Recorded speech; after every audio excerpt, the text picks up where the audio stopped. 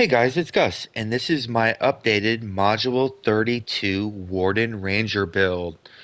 Making builds is really fun. You gotta try to, it's challenging because you're trying to fit as many pieces as you can into, you're trying to get as many stats as you can, as much outgoing damage as you can, as many damage sources as you can, with as much item level as you can, and jumble it all around to where you can get the maximum benefit from everything in one package.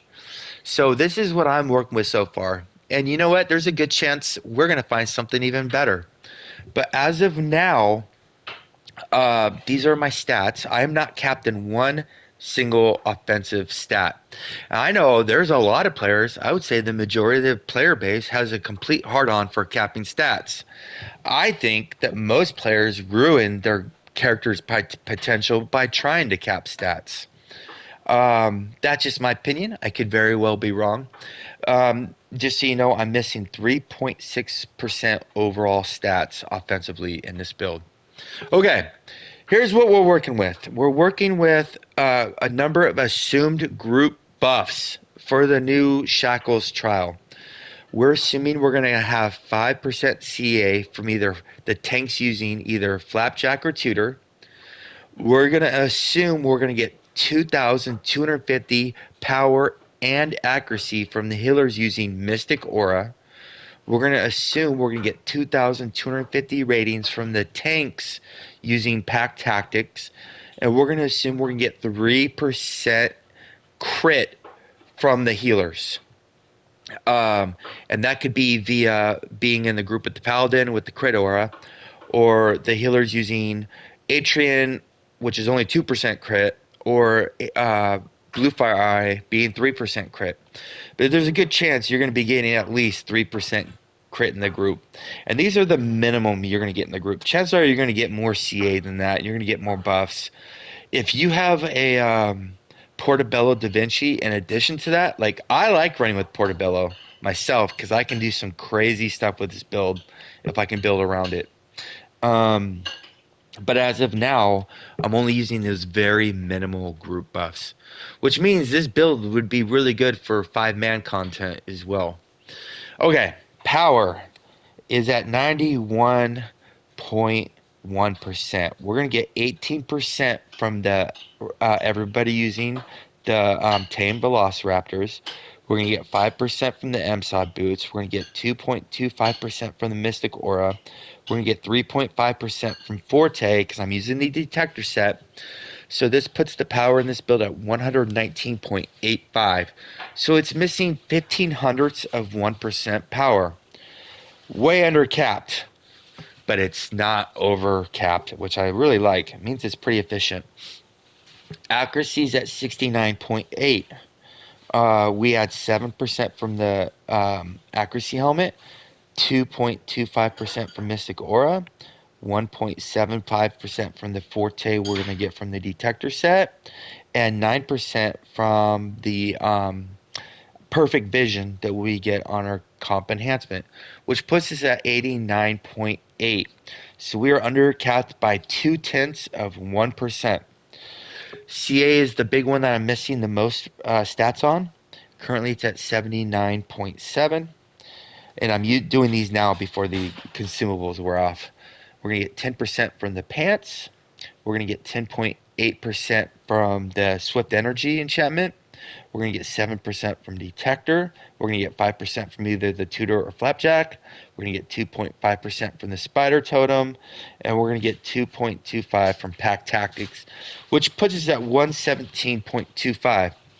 So we are undercapped by 2.75% CA. Crit is at currently at 65.1. If we add 5% from the boots, 7.5% from the chest, 9.1% from the ring, and 3% from the group, we're at 89.7. So we're under by 3/10 of 1% on crit. Crit severity, we're currently at 88.5. If we add 8% from the gloves, 5% from the boots, 10.8 from the enchantment, 7.5% from the chest, we're at 119.8. So we're under by 0.2%. Overall, we're missing 3.6% offensive stats. If we get CA from another source, we will be under by 0.85% stats, or 85ths of 1% stats. So less than 1% stat missing. Okay, but what's cool about this is there's not one single wasted rating. What's funny is if you go to Combat Advantage and add the 2,250 from Pack Tactics, you're going to be under capped on rating by 48, which is pretty sexy how close that is. If you look at crit severity is really close. We still have room for 1,100 crit severity right there. Crit strike, we have actually quite a bit of room. 3,600 ratings right there. Which if we could figure out how to add that crit, we could go with a better ring that gives us higher item level. Accuracy is going to be just a little bit undercapped when you add the Mystic Aura. But CA, well, that was tough to get that under. Okay, gears or consumables. You're going to have the campfire buff, squash soup, prime rib, which is a guild food, flask of potency, and it's super cheap. It's like 400 in the auction house. And the Stormlord's Gift Elixir, which you get one for free every 2 days in the Vault of Piety, I think it's called. And every tune that you have can get one of those unbound that you can sell or use on any tune. So these are really easy to acquire consumables. There's a lot of things I like about this build. The item level is pretty good, 130.11. But there's a lot of things about the build I don't like.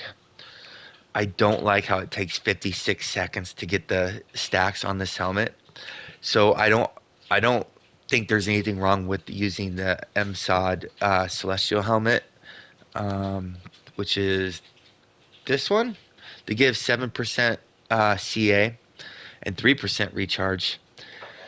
Its stats are pretty good too, but uh, I'm actually making this build work a lot better using this helmet. I'm using the bulwark. This is the crit save from MSOD as well. Shout out to Ollie H. He had me make a whole new build using this chest piece from Master Lair of the Mad Dragon, I think it's called. This drops at the end chest, or you can get in the campaign store if you have enough currency. Well, not campaign store, the gear vendor in the zone. I actually this chest it gives you see how many more ratings it has? It's really good. And when I use this, the build is way less undercapped. I think I'm undercapped by less than 1% using this. And it is true. Getting, 2.5% more ratings or stats overall is probably better than the missing 1,100 item level you get when you equip this. So you can make a build a lot more cap stat with this chest. The only downside is you're losing 1,100 CA, or I'm sorry, 1,100 item level. But the reason I'm going, and I normally would do that, but I'm going with this chest piece because generally speaking, you're going to have a portobello in the group, and you're going to have the portobello. If it's on your side on the healer, it will be there for the whole entire P3. If not, it will be with you for the other half of the dungeon, when the teams combine. So I'm okay missing some CA. And there's other ways we can get CA as well. So these gloves are tricky. When you use them, you're going to get 8% crit sev for 8 seconds. And then you're going to have 2 seconds of downtime where you're not getting anything from them. And it's very easy to say that these master gloves from MSOD, the celestial ones, are better because these are going to give you 4% combat advantage all the time. It's also going to give you 8% accuracy when you're in combat with two or one. When you're with one enemy, you're going to get 8% accuracy. The problem is I don't think this works good if you have the red boss. It doesn't work that good if you have the green boss, and I'm not sure what counts as entities on the white boss. Because, I think when the tank gets iced, that might count as an entity. And of course, the whole entire when the group combines, there's mobs everywhere. So I'm just not going to rely on those 11%, that 8% accuracy whatsoever. So if I use these gloves, all they're going to do is give me 100% uptime on 4% CA. And if you ask me, I'd rather have 80% uptime on 8% crit severity than 100% uptime on 4% CA. So I think I'm getting the most out of my build using these gloves. I could very well be wrong. We have these new weapons. Everybody gets these weapons for free when they go in the new zone. Most people probably don't have them at Celestial yet because you got to do quite a bit of runs. I don't know exactly. I think about 120 master completes to get the weapons. But they are really, you get some good stuff. My modification is rapid shot, rapid strike all day long. Now, if you're running a lot of content where you're using electric shot, the electric shot might be better for you. But I'm going with rapid shot. And because I'm built around single target. And then on the offhand, I have recharge. I think recharge might be, or I don't know what's better, AP gain or recharge, but either one of those two are going to help you out more than the other choices. For the modification for ratings, I have it in crit strike. I have 5,224 crit strike. And you notice if I got that up a little bit, crit would be at 89 .9 instead of 89.7. So there's a little bit of room there if you want to up your crit strike. I'm not gonna. I spent so much AD on getting the dust for those. I'm not gonna spend any more. I'm happy with that. I'm okay with 0.2%. These MSOD boots, they're giving 5% power, 5% crit, and 5% crit severity. Basically, almost 100% uptime. These are from Master Shackles of Divinity as well. I'm using the Detector set, and there's pros and cons. I'm very happy with this. The thing is most people are using the Shroomwood set, and they are arguably better, and they probably are better. But in this trial, when I lose the 15% recharge speed, I'm not noticing it because it's not like MSAD where you're literally standing and attacking almost the whole time. I have to move a lot in this dungeon. If I'm on white, whenever the tank moves, I have to move to get, because you can't really stand behind him unless you know when the glyphs are coming because they're invisible. So every time the tank moves, I have to move to stay on its right or left. And there's a few mechanics that you have to dodge through. So that 15% recharge that you're getting from that set is probably being, with as much movement as I have to do, isn't probably working too much. No, red, you are pretty much just attacking nonstop. And then green, I move a lot on green. The tanks are moving a lot on green. And a lot of times, I'm not even sure Scorpion even helps on green because those greens, those that boss are flinging companions back so much. I'm not even sure we're getting the CA. So I'm not sure Black Death is that helpful on that green boss.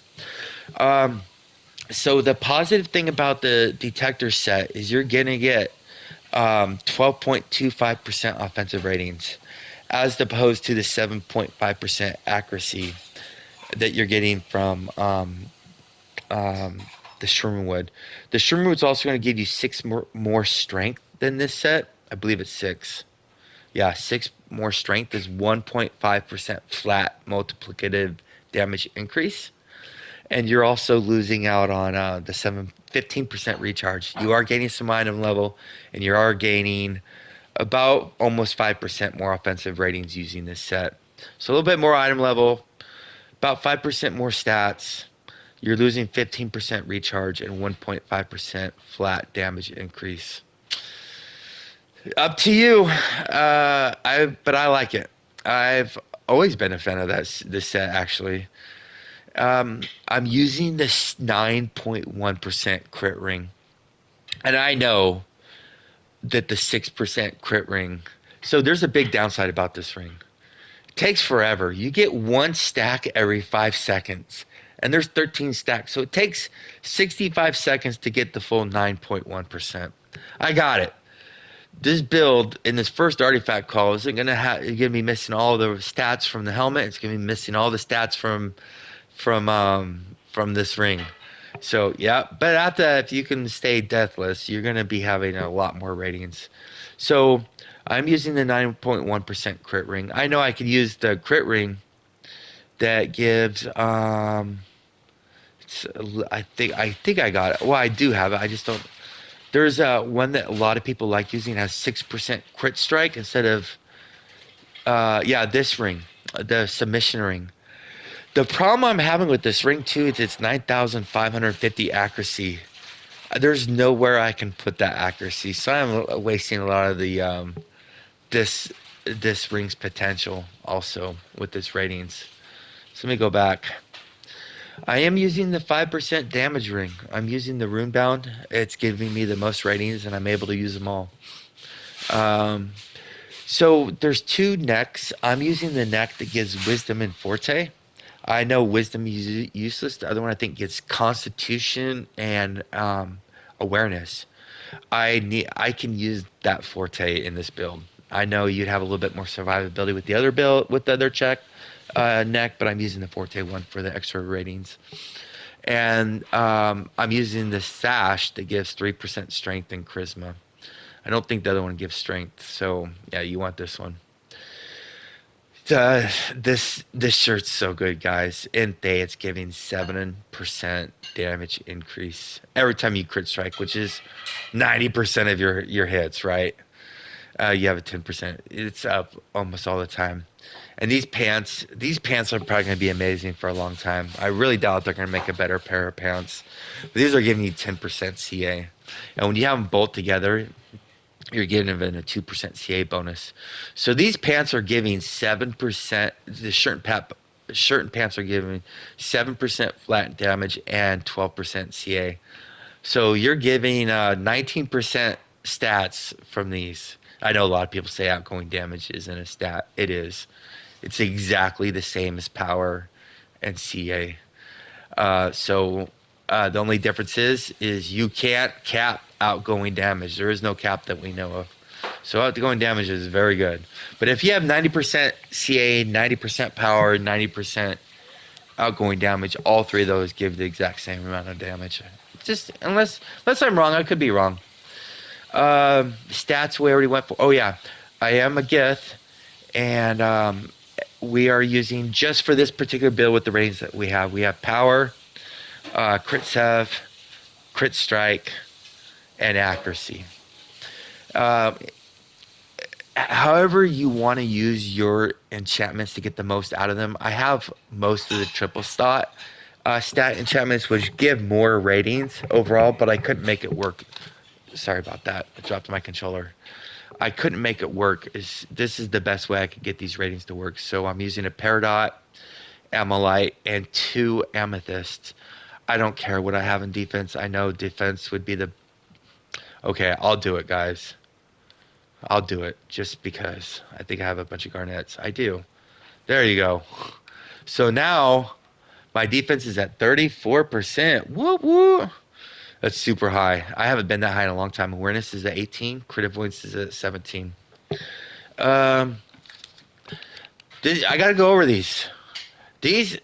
So if you're wondering why I'm missing ratings or stats, I'm having a hard time getting them all by trying to capitalize on damage.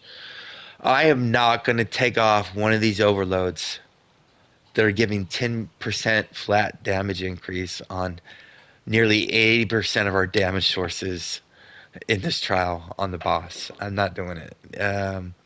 But the Demon Slayer and Fiend Slayers do stack. The Fiend Slayer you can't really get. This is a Zen only item. There are some in the auction house on PlayStation. They're really expensive, but there's another Fiend Slayer, I believe that's blue quality. That's like lasts 2 hours. There's multiple Demon Slayers, so there's many different ways you can get this combo right here. These things do stack, so every one of your at wills, encounters, and dailies will give you a 10% damage hit. So since I have two of them, you're gonna get two of those, and they do deflect. So you want your accuracy as high as you can get it. But if they don't deflect, they're going to be exactly 10%. It doesn't work on our mount. It doesn't work on our owlbear.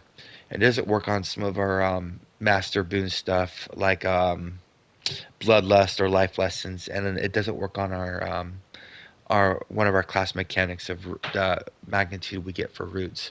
But most of our damage is going to come from at wills, encounters, and dailies.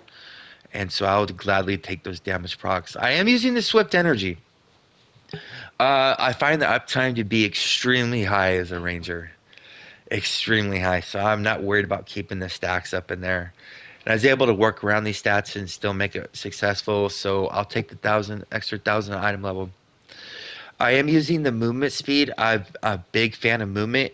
You can, if you're very comfortable in this trial being slow, you can go with either AP gain or recharge speed. Probably recharge speed if you're using this particular build because you're losing the 15% from the Shrew not being equipped.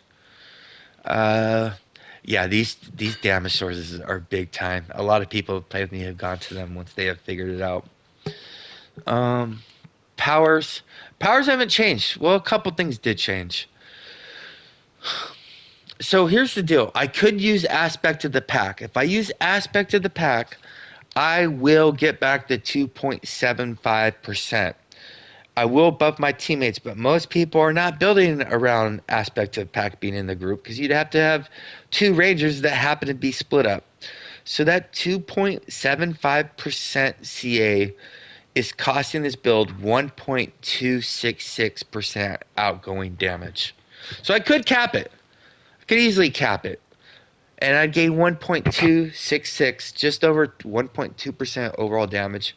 But this Blade Storm, I believe, is nearly doubling that. I wouldn't be surprised if this is equal to around 2.2% to 2.5% of our overall damage. The charts I've seen in the past have been around 2.2. So I could cap CA and give this Blade Storm up. I'm not giving it up. It's so big. I'm not. It's these art. I'm worried about the artifact call and doing as much damage as I can. I'm using focused. Storm's recovery. Every time you use a ranging or melee encounter, you reduce your range or melee encounter by 3 seconds. This one does it by 2 seconds, and you get 5% outgoing damage. That does only applies to your at wills encounters and dailies. Um, but you're gonna be losing a lot of your. You're not gonna get your artifact call is gonna be different. So I'm not using it. But there is a chance this could be helpful. Maybe someone figure out a way. Blade Hurricane. I do know there is like pretty strong, compelling, you know, first-hand accounts saying Storm Conduit's really good because during the artifact calls, this tears shit up. But what Blade Hurricane does is it allows your at wills to do double damage. And in this trial, when we're between the phases, where you're trying to kill the green and white and then get the red buff above your head, you're going to be facing a lot of mobs by yourself without combat advantage. And you are going to use an encounter and then use your at wills that will do double damage and will really help you out there. I'm not. I think both of them are good. I'm convinced. Uh, so thank you, PC, for showing me that. But I prefer Blade Hurricane, and I'm sticking to it. I'm not using Skirmish's Gambit. That 10% CA is really, really good. It's better than 5% damage boost. And this 5% damage boost goes to everything. It only lasts for 5 seconds, but during your artifact call, you're using Throw Caution 3 times. Four if you're using artificers before the artifact call. So you're using during the artifact call, you're gonna have this up 100% of the time, and you're gonna have it during all the big rotations. So I would use crit severity if I could, but the problem is there's not very many places I can lose crit severity. I can lose crit severity on these boots. I could lose crit severity on these gloves, but I'm not gonna get rid of these gloves to gain to put on the Celestials to get 4% CA, cap my CA, and I'd be missing 5% damage, but I would be having 2.75% CA. It's not worth it to me, and lower item level. So But you do you. A lot of people love capping those stats, and then Nature's Envoy, which is disgusting. This is such a good power. This is why you want to use your daily as much as you can as a warden. It increases your at wills, your encounters, at wills and encounters. And I believe your remaining damage ticks as well by 15%. Your damage ticks of the rest of your daily. Might be wrong though. I don't know if it buffs itself. But this blade storm with how our artifact call, we're generally using 9 melee encounters and about 7 melee at wills for 16 hits plus your 4 hits of your daily, which count as melee as well. So you're doing 20 melee hits during your artifact call, and this has a 20% chance. So you're gonna get about 4 of these procs during your artifact call on average. Yeah, this is a really good power to use. I'm not saying it's best, but somebody's gonna have to convince me really hard that it's not. So, um, movement speed, unless you die a lot, then you might want to go to revive sickness if you're learning the trial. Still die a lot, and I still use movement speed. I think this keeps me alive more. When we were just learning the trial, I was using revive sickness. So I'm using the power and I'm using the defense. Uh, campaign boons, same old, same old. You want to have blessed advantage. You want to have life lessons. You want to have bloodlust. I know some people say these defensive ones help, but I don't know what the uptime is. It because you have to kill mobs, which you're not always doing, or you have to get hit really, really hard. So I take the static gains from hit points, uh, awareness, deflect, crit avoidance. You do want to have marathon runner and points in every single one of your offense. Uh, so the big ones to me are bloodlust, life lessons, blessed advantage, forte, AP gain, recharge speed.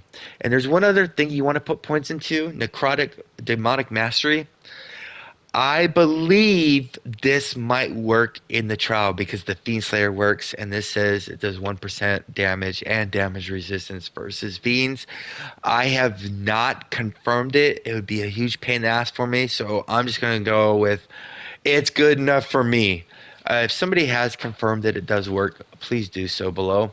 Right now, currently at the end of in the middle of Module 32, week 10 of Module 32, we can have 128 boon points. Companions, Bateri, Minsk, Neverwinter Night, Raptor, Golden Cat. Companions, I get asked this all the time. In group content, advanced and master, generally you want to use companions that buff the group. No matter what companion, no matter how much damage your companion is doing, a buffing companion buffing the 3 DPS, the other 5 companions, and the supports as well by whatever stat they're giving will equate to much more damage than whatever your companion is doing. So generally speaking, I'm gonna use whatever the group leader wants me to use. But generally speaking, in this trial I'm using Spine Devil, Dritz, Bluefire, Atrian, Sartell, Flapjack, Tudor, Portobello. Those are the main ones.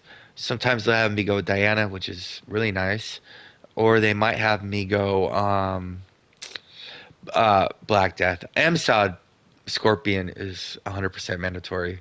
Not 100%. You could do it without Scorpion, but god damn, what a pain in the ass. So these are all the. That's why I have these as favorites because these are the companions I'm using the most. Actually, I haven't used Cold Light Walker in forever, but I'm assuming the next module is gonna be a dungeon, so I'll probably have him in there for that. That's why I haven't taken him off favorites. Comp enhancements. I'm using Perfect Vision that gives 9% accuracy. For companion equipment, I'm using a talisman, a ring, Thane ring, and Thane ring. And if you notice, Thane ring is the one that's going to give you the most ratings possible. The issue I had was I couldn't use the accuracy and crit sev as much as I needed to. I couldn't juggle it around to use another one, so I had to use combat advantage. Same thing with the mounts. Ideally, you don't want to use forte producing ones like tranquility or was it balance and dominance, but because technically you're using a little bit of offensive potential using those, but it's what made me fit the most. So Gladiator's Guile now with Grubshank, it has an um, preferred slot, so you can get an extra 100 item level if you use Grubshank on Gladiators. Executioners, Tacticians, Artificers, Cavalry Haste. Now, if I took off Gladiator, I could probably put on Menders and then work it so I could put on, take off Dominance and put on Ferocity, right? I could go with Ferocity if I took off Gladiator's Guile. The thing is I'm not gonna do that. I really enjoy movement speed in this trial. Well, MSON not so much. Not after we learned it. Maybe downstairs, but most of the time you didn't need it.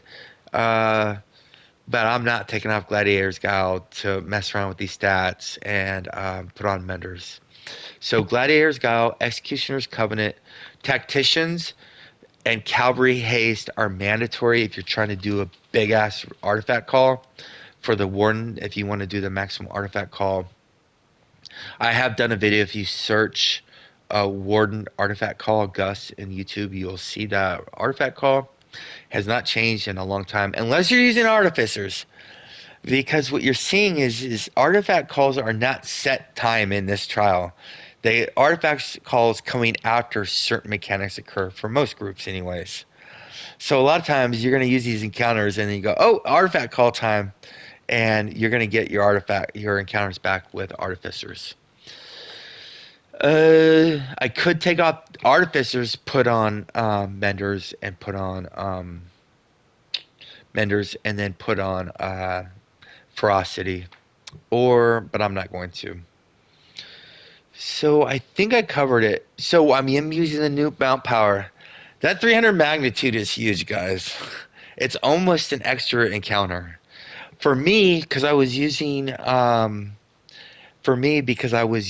Golden Touch because it attacks so fast, and I was not using Big B's hand. This is for me over my previous mount skill. This is almost a 600 magnitude increase because the previous one wasn't getting the strength, wasn't being affected by strength. So for me in my rotation, this is giving me nearly 600 more magnitude worth of damage. It's big time. I would get that new mount, guys. It's spendy. You can wait for it to go down, but I think every single melee class in the game is. There's no doubt that this is a really good mount power, guys. You might want to get. It's the new one for Module 32 lockbox. I forget the name of it. It's Sorry, I don't got that. Well, here I'll get you the name of it. Mount Mythic, and we're gonna go like here. And let me go to the mounts just in case, because I don't have the name of it. And since this is a build video, oh, it's this one right here, Demonic Gravehound. So you might get in the lockbox. Oh, it's down to 2.9 mil. Okay, it is dropping, and it will probably drop, but our just module will probably go way up. And what's funny is the big V has no business being 4.3 million. It's so inferior in so many different ways. That's my opinion. Maybe somebody knows a workaround. I think I covered every single thing that I could. Oh yeah, and I'm using Dominant Force because I am still needing the ratings. Yeah, people say there's too many ratings in the game, and I'm like, what? If that's the case, why am I still using amount equip bonus for ratings, and why am I still using executioners? And I prefer to take. If you notice, we have 2600 item level, 2600 item level. They're all 2600 item level, except for Spelljammer, because Spelljammer goes to this set. So normally I'm not on when I'm running around. I'm actually almost on Spelljammer because the hoster's going to put somebody, probably not you, on Night Flame. So that would leave the Spelljammer, and I know a lot of healers will go, "I'm using that." Well, go to Blades then. I don't give a shit, but I need these two or my belt. I can go with it. If they say go Blades, I'll go Blades, right? But if the hoster wants the DPS to maximize their damage, they won't. Nobody's really fighting over the Spelljammer, so that's a nice thing. So 130k item level, tons of outgoing damage. outgoing damage from the ring, outgoing damage from the shirt, outgoing damage from both overloads, uh, outgoing damage from blade storm. I could have room in here with this if I build around if I build around Portobello, I can totally get I can work around and get I'll lose just like 2 or 3% total stats. But if I'm building around Portobello, I can totally get the stalwart line right here. So if I that's why I like building around Portobello because you can make this build hit even harder. And what's crazy is when you have Portobello, when you have the Golden Lion and you have Ferocity and you have both these overloads right here, every time you hit the boss in the new trial, you're getting 4 damage ticks plus a potential fifth damage tick from Bladestorm. It is crazy, guys. How much damage we can do on this boss. Uh, Sorry, I know these videos are always long. It's because I'm trying to explain everything. Because we got a lot of new people that are starting Warden.